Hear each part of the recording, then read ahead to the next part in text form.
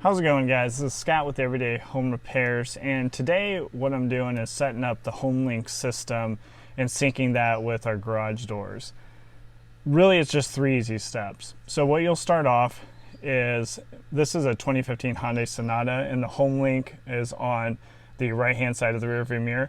You can also find this in your center overhead console or sometimes on your sun visor. That just depends on the make and model of your vehicle.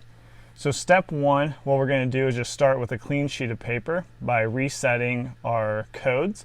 So you'll just press and hold the first and third buttons until you get a flashing light, and then that will indicate that everything is clear. So that is step one. That's best to start off when you're programming, but also a very good idea if you ever sell your vehicle to clear the codes off just from safety reasons. Okay, so step two involves aligning your HomeLink system in your car to the radio frequency of your garage door opener. So what you'll need is you need the baseline, and that is your remote. Your remote's going to be able to provide that radio frequency so HomeLink can pick it up and align with it. So what you'll do is you pick the button that you want to program and hold down your HomeLink button and then also the controller button.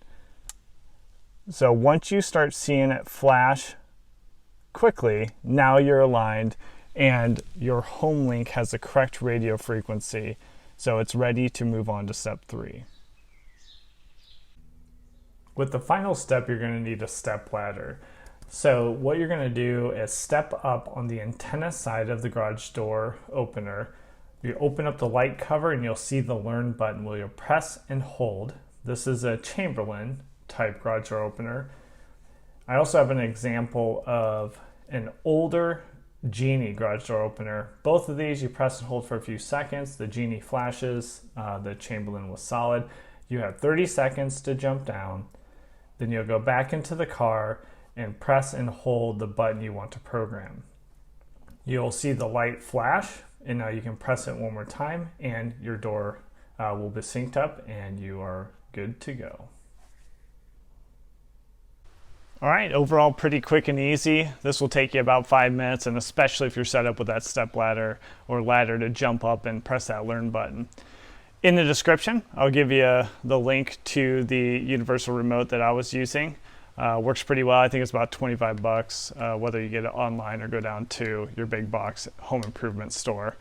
And if this didn't exactly work for your scenario, maybe something didn't work out and you can't follow those steps, please add a comment. I'll jump in there and try to help out as much as possible.